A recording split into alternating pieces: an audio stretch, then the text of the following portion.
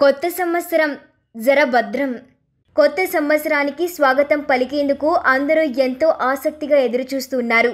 కొత్త ఏడాదిలో సరికొత్తగా సంబరాలు జరుపుకునేందుకు అందరూ సిద్ధమవుతూ ఉన్నారు. ప్రతి కొత్త సంవత్సరం కొత్త ఆశలు, ఉత్సాహాన్ని తెస్తుంది. కొత్త సంవత్సరంలోనైనా అదృష్టం కలిసి వచ్చి తమకు అనుకూలంగా పనులు జరుగుతాయని, సుఖ సంతోషాలతో జీవిస్తామని కొత్త సంవత్సరం గురించి చాలా ఆశలు పెట్టుకుంటారు. అమాయకులను దోచుకునేందుకు అంది వచ్చిన ప్రతి అవకాశాన్ని వినియోగించుకుంటున్నారు సైబర్ నేరగాళ్లు.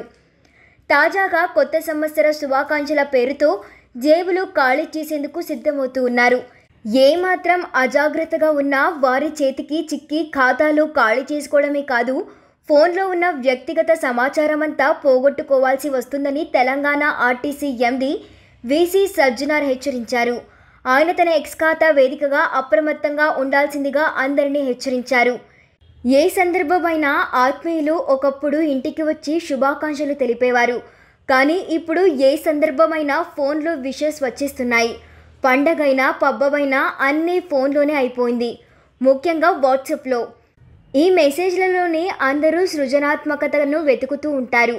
అందరికంటే వైవిధ్యంగా ఎలా విషెస్ చేయవచ్చో అని ఆలోచిస్తూ ఉంటారు.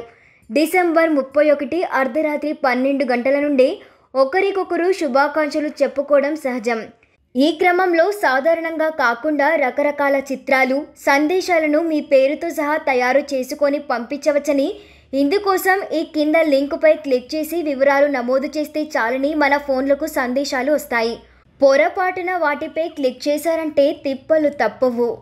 ఆండ్రాయిడ్ ప్యాకేజ్ కిట్ అంటే ఏపీకే ఫైల్స్ రూపంలో మెసేజ్లు వస్తాయి.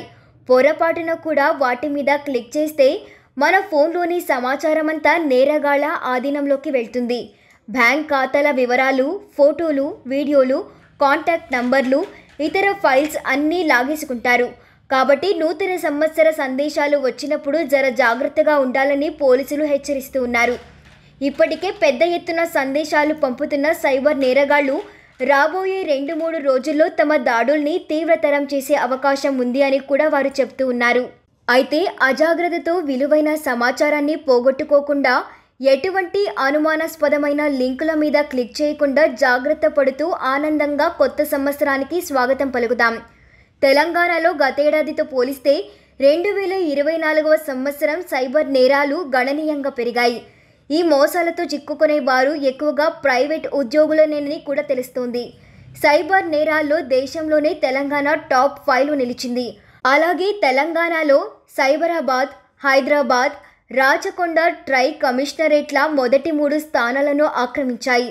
చాలా జిల్లాలు అంటే వరంగల్, ఖమ్మం, కరీంనగర్, సిద్దిపేట్, రామగుండం, నిజామాబాద్ కమిషనరేట్లలో సైబర్ క్రైమ్ పోలీస్ స్టేషన్ ఉన్నాయి. ఎలాంటి అనుమానం వచ్చినా సైబర్ మోసానికి గురైనా అక్కడికి వెళ్ళి ఫిర్యాదు చేయవచ్చు. అలాగే నేషనల్ హెల్ప్ లైన్ నంబర్ అయిన 1930కి కాల్ చేసి కూడా ఫిర్యాదు నమోదు చేయవచ్చు. అంతేకాకుండా ఎలాంటి ఫ్రాడ్ అయినా https://cybercrime.government.in/ వెబ్సైట్లోనూ నమోదు చేసుకోవచ్చు. ఈ వెబ్సైట్లలో మనం సులభంగా కంప్లైంట్ నమోదు చేసి మనకి జరిగిన మోసాన్ని ఇతరులకు జరగకుండా నివారించవచ్చు. సైబర్ మోసాన్ని రిపోర్ట్ చేయడం వల్ల మనకు న్యాయం జరగడమే కాదు, నేరస్తులను పట్టుకోవడంలో అధికారులకు సహాయపడగలము.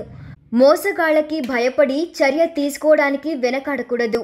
డిజిటల్ బెదిరింపుల నుండి మనల్ని మనం కాపాడుకోవడమే కాదు, ఇతరులను కూడా రక్షించవచ్చు.